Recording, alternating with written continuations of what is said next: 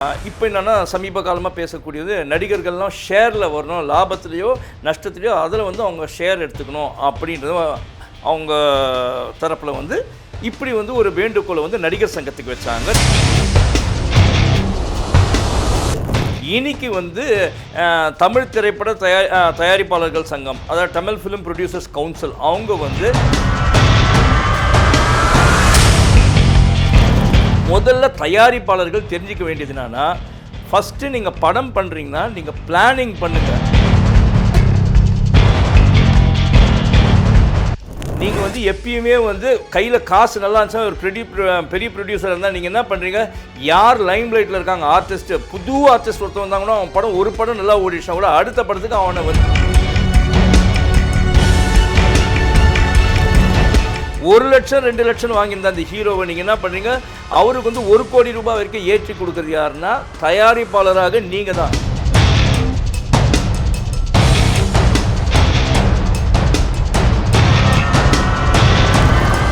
மலையாள ஃபிலிம் இண்டஸ்ட்ரியை பார்த்தீங்கன்னா ஃபஸ்ட்டு அவங்க கதையாசிரியருக்கு தான் மரியாதை கொடுக்குறாங்க, அதுக்கப்புறமா தான் இயக்குனரே கமிட் பண்ணுறாங்க, புரியுங்களா? அதுக்கப்புறமா தான் ஆர்டிஸ்ட்டை வந்து கமிட் பண்ணுறாங்க. நீங்கள்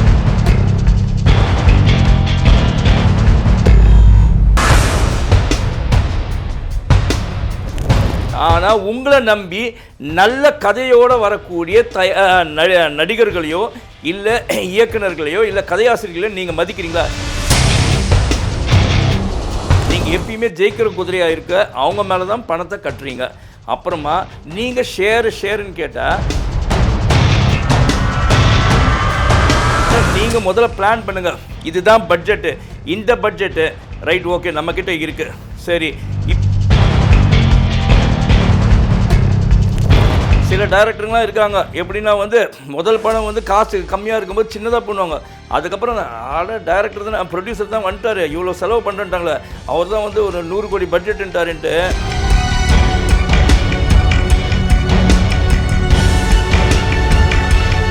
ஒரு உதாரணத்துக்கு சொல்கிறேன்.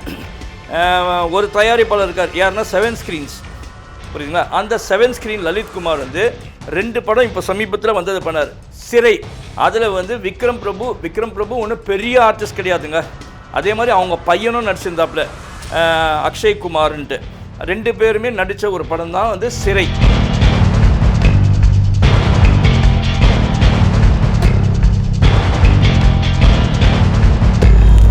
இன்றைக்கி வந்து நீங்கள் நிறுத்திருக்கீங்க, ரைட்டு, ஸ்ட்ரைக்குன்ட்டு. உங்களுக்கு சப்போர்ட்டிவ் வந்து இந்த ஆக்டிவ் ப்ரொடியூசர்ஸ் அசோசியேஷன் அவங்களும் வந்து ஒரு லெட்டரில் அனுப்பிச்சிட்டாங்க, நாங்களும் உங்களுக்கு சப்போர்ட் பண்ணுறோம் அப்படின்னு.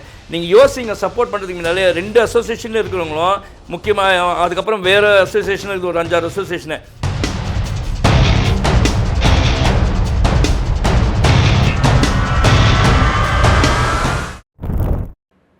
சினிமா சேட்டை நேயர்களுக்கு வணக்கம். நான் தான் உங்களுடைய ஒற்றந்துரை பேசுகிறேன்.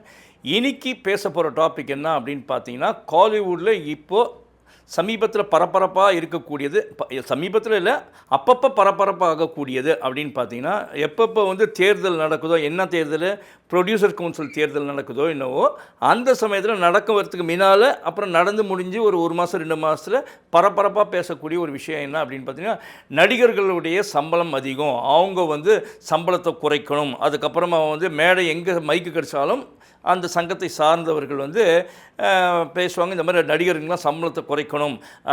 இப்போ என்னென்னா சமீப காலமாக பேசக்கூடியது நடிகர்கள்லாம் ஷேரில் வரணும், லாபத்துலேயோ நஷ்டத்துலேயோ அதில் வந்து அவங்க ஷேர் எடுத்துக்கணும் அப்படின்றது அவங்க தரப்பில் வந்து இப்படி வந்து ஒரு வேண்டுகோளை வந்து நடிகர் சங்கத்துக்கு வச்சாங்க. நடிகர் சங்கத்துக்கு பல முறை கடிதங்கள் கொடுத்தோம், அவங்கக்கிட்ட சரியான பதில் வரல அப்படின்றதுனால அதை கண்டித்து இன்னைக்கு வந்து தமிழ் திரைப்பட தயாரிப்பாளர்கள் சங்கம், அதாவது தமிழ் ஃபிலிம் ப்ரொடியூசர்ஸ் கவுன்சில், அவங்க வந்து இன்னைக்கு ஒரு நாள் அடையாள வேலை நிறுத்தம் பண்ணியிருக்காங்க அப்படின்னா. இதோட தலைவர் யார் அப்படின்னு பார்த்தீங்கன்னா, முன்பு இருந்த இதே பாடியில் வந்து துணைத் தலைவராக இருந்த ஜிகே தமிழ்குமரன் அப்படின்றவர் தான். அவர் வந்து லைக்காவில் வந்து இங்கே கண்ட்ரி ஹெட்டாக இருக்கார், லைக்காவுக்கு வந்து இங்கே லைக்கா ப்ரொடக்ஷன்ஸ்க்கு வந்து அவர் தான் இங்கே பார்த்துக்கிறார், ஓகேங்களா?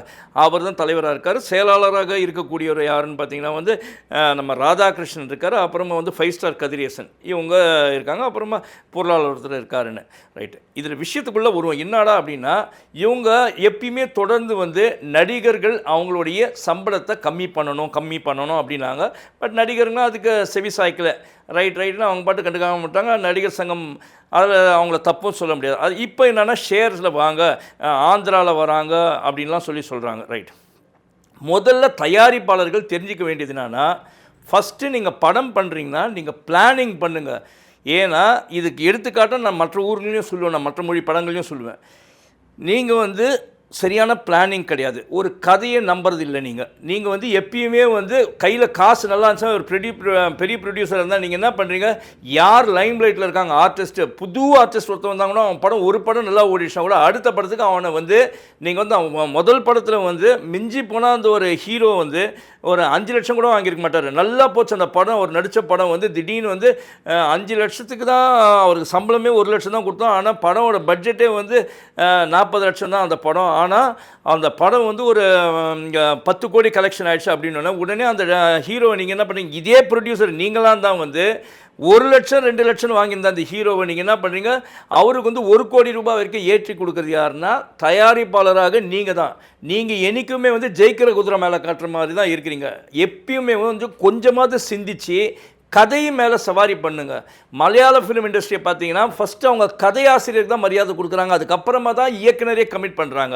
புரியுங்களா? அதுக்கப்புறமா தான் ஆர்டிஸ்ட்டை வந்து கமிட் பண்ணுறாங்க. நீங்கள் இங்கே எப்படின்னா உல்ட்டாவாக இருக்குது. இங்கே என்னன்னா நீங்கள் ஃபஸ்ட்டு வந்து ஆர்டிஸ்ட்டை இந்த ஹீரோவா ரைட்டு இவரு நம்பர் 1ல் இருக்கார், ரைட்டு இவரை போட்டு வியாபாரம் ஆகிடும். இல்லை இந்த ஹீரோயினா ஃபீமேல் சென்ட்ரிக் ஃபிலிமா, இவங்க மேலே நம்ம சவாரி பண்ணலாம், பணம் கட்டிடுவோம் அப்படின்ட்டு நீங்கள் தாங்க போகிறீங்க அந்த ஹீரோ பின்னால். அந்த ஹீரோ வந்து என்னை வச்சு படம் பண்ணுங்க அப்படின்ட்டு எந்த ஒரு பெரிய ஹீரோவும் வந்து உங்ககிட்ட வந்து கெஞ்சலை. எந்த தயாரிப்பெல்லாம் சார் என்னை வச்சு படம் பண்ணுங்கன்னு கேட்கல, நீங்கள் தான் போய் கேட்குறீங்க. ஆனால் உங்களை நம்பி நல்ல கதையோடு வரக்கூடிய நடிகர்களையோ இல்லை இயக்குநர்களையோ இல்லை கதையாசிரியர்களையோ நீங்கள் மதிக்கிறீங்களா? தயாரிப்பாளருங்க நீங்கள் மதிக்கிறதே கிடையாதுங்க. நீங்கள் எப்பயுமே ஜெயிக்கிற குதிரையாக இருக்க அவங்க மேலே தான் பணத்தை கட்டுறீங்க. அப்புறமா நீங்கள் ஷேருன்னு கேட்டால் ஒன்று நல்லா தெரிஞ்சு வச்சுங்க, ஒரு படம் ஃபெயிலியர் ஆச்சுன்னா அதுக்கு முக்கியமான காரணம் என்னென்னா ஃபஸ்ட்டு கதை சரியில்லைன்னா, ரெண்டாவதாக இருக்கக்கூடிய விஷயம் வந்து என்ன அப்படின்னு பார்த்தீங்கன்னா கதை நல்லா இருந்துச்சு, அதோட ஸ்க்ரீன் ப்ளேவும் அதோட இயக்கத்தன்மையும், அதாவது அதை டைரக்ட் பண்ண விதம் சரியில்லை அப்படின்னோடனே ரெண்டாவதாக பாதிக்கப்படுறது யாருன்னா இயக்கம், அதை திரைக்கதை சரியில் இயக்குனர். மூன்றாவது தான் வந்து அந்த படத்தோட ஆர்டிஸ்ட் தாங்க ட்ராபேக்கு அப்படின்னு சொல்லுவாங்க. அப்போ படத்தோ நீங்கள் வந்து ஒரு முதலாளியாக இருக்கக்கூடிய தயாரிப்பாளர் நீங்கள் படம் ஒன்று பண்ணுறீங்கன்னா ஒரு பிளானிங், இந்த படம் இப்போ இந்த மாதிரி ஒரு கதை எடுத்து போட்டால் ஓடுமா, ரைட், அப்போ அதுக்கான கதையை தேடுங்க. அதுக்கப்புறமா இதுக்கான இயக்குனர் யார் சரியான இயக்குனர், ரைட், அவரை கூப்பிட்டு இந்த மாதிரி ஒரு கதை இருக்குது நீங்கள் பண்ணுறீங்களான்னு கேட்டு அவரை ஃபிக்ஸ் பண்ணுங்கள். அதுக்கப்புறமா நீங்கள் ஆர்டிஸ்ட் ஃபிக்ஸ் பண்ணுங்கள். நீங்கள் என்ன பண்ணுறீங்க, ஒரு எக்ஸாம்பிள் நான் பேரே சொல்லுங்கள், நம்பர் 1 ஹீரோவாக இருக்கக்கூடிய யாரையாவது ஒருத்தர் வந்து நீங்கள் கூப்பிட்டு அவர் கால் ஷீட் கொடுத்துறாரு, ரைட் ஓகே அவர் கால் ஷீட் கொடுத்துறாருப்பா, இவருக்கோசரம் நம்ம ஒரு இயக்குனர், இவருக்கோசரம் ஒரு கதையை தேடுமே நீங்கள் போகிறீங்க. அங்கே தான் நீங்கள் பண்ணுற தப்பு. அதனால தான் இன்றைக்கி தமிழ் சினிமா இன்றைக்கி குட்டிசவராக இருக்கிற காரணமே என்னன்னா, நீங்கள் தயாரிப்பாளர்களுக்குள்ளே உங்களுக்குள்ள சரியான பிளானிங் இல்லை. சரி இதுக்குன்னு ஒரு சங்கம் இருக்கே, இந்த சங்கமாவது புதுசாக வர தயாரிப்பாளரோ இல்லை பணபலம் உள்ள தயாரிப்பாளர் யாரும் தான் ஏங்க இது மாதிரி செய்யாதீங்க, இப்படி பண்ணுங்கள் ப்ரொசீஜராக நீங்கள் சொல்கிறதுக்கு தைரியம் இருக்கா? இல்லை, பணபலம் இருக்க ஆளாக இருந்தால் நீங்கள் பயப்படுறீங்க எதனா பேசுறதுக்கு.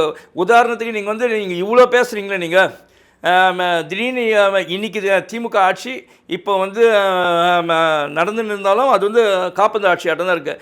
ஒரு அவங்க ஃபுல் பவரில் வந்துட்டதுக்கப்புறம் ரெட் ஜாயிண்ட் வந்து படம் பண்ணுறாங்க, இல்லைனா வந்து சன் பிக்சர்ஸ் படம் பண்ணுறாங்கன்னா நீங்கள் போய் கேள்வி கேட்பீங்களா? இது வரைக்கும் நீங்கள் ரெட் ஜாயிண்ட்டு சன் பிக்சர்ஸை நீங்கள் போய் கேள்வி கேட்டேன்னு சொல்லுங்கள். அவங்க ரூலிங்கில் இருக்கும்போது போய் கேட்டதே இல்லை, அமைதியாக இருப்பீங்க. நீங்கள் எப்பயுமே வந்து சும்மா இப்படி ஒரு பட்டாசு வெடிக்கிற மாதிரி ஒரு பாம்பை போட்டுட்டு ஐயோ தயாரிப்பாளர் சங்கம் ஆக்டிவாக இருக்குது அப்படின்ற மாதிரி நீங்கள் வந்து உங்களை வந்து ப்ரொஜெக்ட் பண்ணி நீங்கள் காமிச்சிக்கிறீங்க. எவ்வளோ பேர் சின்ன சின்ன நடிகருங்க வந்து தனக்கு சம்பளம் கொடுக்கல தயாரிப்பாளருங்கன்னு இழுத்தடிச்சுட்டு இருக்காங்க. உதாரணத்துக்கு சொல்லணும்னு பார்த்தீங்கன்னா நம்ம ஆர் கண்ணன் டைரக்டர் இருக்கார்ல, அவர் வந்து ஒரு படம் பண்ணார். நான் இது வந்து எனக்கு காதுவாக்கில் கேட்ட கேள்வி தான், அது நீங்கள் ஒன்றும் விசாரிச்சுக்கோங்க கூட, நீங்கள் தயாரிப்பாளர் சங்கம் தானே. ஆர் கண்ணன் வந்து ஒரு படம் பண்ணார், இந்த கிரேட் இண்டியன் கிச்சன்னு மலையாளத்தில் வந்த படத்தை இங்கே தமிழில் ரீமேக் பண்ணாங்க. அதில் வந்து ராகுல்னு ஒரு நடிகர் அவர் நடித்தார். அவருக்கு ஃபுல் சம்பளம் கொடுத்தாரா?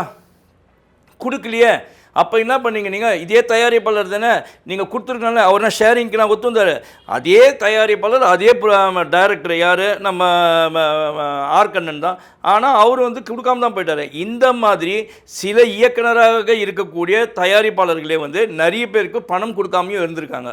அதே மாதிரி வெறும் தயாரிப்பாளருக்கு வந்து சில ஆர்டிஸ்ட்டுங்களுக்கு சம்பளம் கொடுக்காமலாம் இருந்திருக்காங்க. அதனால் நீங்கள் முதல்ல பிளான் பண்ணுங்கள்.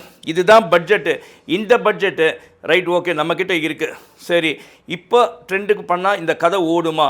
ரைட், ஓடும் அப்படின்னு தெரிஞ்சுச்சுன்னா சரி, அதுக்கான நல்ல கதையாக ரைட் எடுத்தாச்சு.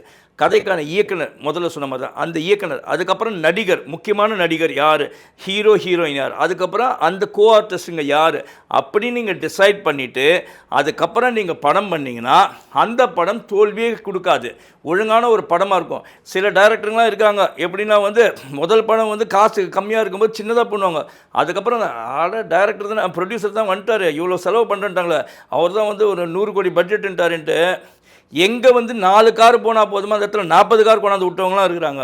அதனாலே வந்து இந்த மாதிரி செலவு பண்ணி நாசமாக போனவங்க நிறைய பேர் இருக்காங்க. ஒரு உதாரணத்துக்கு சொல்கிறேன், ஒரு தயாரிப்பாளர் இருக்கார், யாருன்னா 7 ஸ்க்ரீன்ஸ், புரியுதுங்களா? அந்த 7 ஸ்க்ரீன் லலித்குமார் வந்து 2 படம் இப்போ சமீபத்தில் வந்தது பண்ணார்.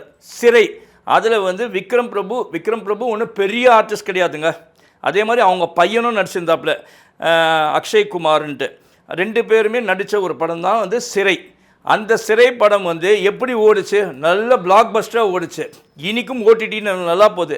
காரணம் என்னன்னா அந்த படத்துடைய கதை, அதோடைய இயக்கம், இது ரெண்டும் இது வந்து கரெக்டாக இருந்துச்சு. அதுக்கப்புறம் தான் அந்த ஆர்டிஸ்ட் பார்த்து அவங்களோட வேலையை ஒழுங்காக செஞ்சுட்டு போனாங்க. அப்போது ஒரு படம் வந்து பண்ணும்போது அழகாக கன்சீவ் பண்ணி எடுத்தோன்னா நல்ல லாபம் வந்துச்சு. அதே தயாரிப்பாளர் வந்து எல்ஐகேன்னு ஒரு படம் பண்ணார். யார்? நம்ம பிரதீப் ரங்கநாதன். நல்ல டியூடு அதெல்லாம் போச்சு, நல்லா வந்து 100 கோடிக்கு மேலே போனது தான். ஆனால் அவருக்கு வந்து இந்த எல்ஐகேன்னு ஒரு படம் வந்து விக்னேஷ் வச்சு பண்ணாங்க. எப்படி? பட்ஜெட் அதிகம். நீங்கள் முதல்ல வந்து கேட்கும்போது கதை சரியாக இருக்கா, இந்த பட்ஜெட் ஒத்து வருமானு கேட்கணும். எப்படி நம்பி விட்டீங்க? இப்போ வந்து நஷ்டம் தானே அந்த படம், ஒன்றும் பெருசாக போன மாதிரி தெரியல. ஐஸ்வரி கணேசன் இருக்கார், அவர் வந்து இதுக்கு முன்னால் அகத்தியான்னு ஒரு படம் பண்ணார், அதுவும் ஃபெயிலர் தான். அதுக்கு முன்னால் அவங்க ஜோஷுவான்னு ஒரு படம் பண்ணார், அந்த படமும் அவுட். இந்த கௌதம் வாசுதேவ் என்ன யாரை டைரக்ட் பண்ணாங்க? எப்படி நீங்கள் வந்து அதே ப்ரொடியூசர் வந்து எப்படி கதையை கேட்டார்? அரைக்குறையே எதனா ஒரு கதையை கேட்டு பண்ணுவீங்களா? நீங்கள் ஒழுங்காக கதையை கேட்டுட்டு நீங்கள் ஒழுங்காக பிளானிங்கோடு பண்ணிங்கன்னா உங்கள் படம் சக்ஸஸ்ஃபுல்லாக போவோங்க. இதில் எங்கேயுமே வந்து நீங்கள் வந்து கட்டளை இட முடியாது. நடிகருங்களை வந்து நீங்கள் வந்து எனக்கு ஷேரிங்கில் வரணும், நீங்கள் உங்கள் சம்பளத்தை குறைங்க அப்படின்னு சொல்ல வேண்டிய அவசியமே கிடையாது. உங்களுக்கு சம்பளம் கொடுக்க முடிஞ்சால் அவங்கள வச்சு பண்ணுங்கள். இல்லைன்னா எத்தனையோ நடிகர் இருக்காங்க, ரஜினி தான் வேணும், எனக்கு கமல் தான் வேணும், விஜய் தான் வேணும், அஜித் தான் வேணும், சிவகார்த்திகேயன் தான் வேணும், தனுஷ் தான் வேணும்னு நீங்கள் தான் போய் நிற்கிறீங்க. இல்லைன்னா பிரதீப் ரங்கநாதன் தான் வேணும் நீங்கள் போகிறீங்க. சின்ன நடிகர்களை கதை மேலே நம்பி, இப்போ எப்படி வந்து அக்ஷய்குமார் புது பையன் தானே, விக்ரம் பிரபு வந்து ஒரு சின்ன நடிகர் தான், அவரை வச்சு பணம் பம்பர் ஹிட்டாக இல்லையா படம். அதே மாதிரி கதையை நம்பி ஆர்டிஸ்ட்டை வந்து நெக்ஸ்ட்டாக வச்சுக்கோங்க. இந்த ஆர்டிஸ்ட் இந்த கதைக்கு செட் ஆகும் அப்படின்னு மலையாள இண்டஸ்ட்ரியில் எப்படி ஃபாலோ பண்ணாங்களோ அந்த மாதிரி வச்சு பண்ணிட்டு போனாங்க. ஓஹோன்னு ஓடும், நல்லா சம்பவிங்க. லோகான்னு படம் வந்து மலையாளத்தை வச்சு கல்யாணி பிரியதர்ஷன் நடித்தாங்க. துல்கர் சல்மான் தான் ப்ரொடியூசர். அவரே எதிர்பார்க்கல இந்த அளவுக்கு போவோன்னு. சின்ன பட்ஜெட்டில் பண்ணாங்க, பிரம்மாண்டமாக போய் 100 கோடிக்கு மேலே கலெக்ஷன் பண்ணிச்சு. அது எப்படி பண்ணுச்சு? அதனால் மீண்டும் இப்பயும் சொல்கிறேன், வந்து தயாரிப்பாளர் சங்கம் ப்ரொட்டஸ்ட் இது இன்றைக்கி வந்து நீங்கள் நிறுத்திருக்கீங்க ரைட்டு, ஸ்ட்ரைக்குன்ட்டு. உங்களுக்கு சப்போர்ட் வந்து இந்த ஆக்டிவ் ப்ரொடியூசர்ஸ் அசோசியேஷன் அவங்களும் வந்து ஒரு லெட்டரில் அனுப்பிச்சிட்டாங்க, நாங்களும் உங்களுக்கு சப்போர்ட் பண்ணுறோம் அப்படின்னு. நீங்கள் யோசிங்க, சப்போர்ட் பண்ணுறதுக்கு முன்னாலே 2 அசோசியேஷனில் இருக்கிறவங்களும் முக்கியமாக, அதுக்கப்புறம் வேறு அசோசியேஷன் இருக்குது ஒரு 5-6 அசோசியேஷனு, எல்லாரும் முதல்ல ஆர்டிஸ்ட்டு சம்பளம் குறையுன்னு சொல்கிறதுக்கு முன்னால் நீங்கள் ஃபஸ்ட்டு கதையை நம்புங்க. நீங்கள் முதல்ல பிளான் பண்ணிட்டு வந்தீங்கன்னா திரைத்துறை நஷ்டத்திலே இயங்காதுங்க, ஒழுங்காக போவோம் அப்படின்னு சொல்லிட்டு உங்களிடமிருந்து விடைபெறுவது உங்களுடைய ஒற்றந்துரை. நன்றி, வணக்கம்.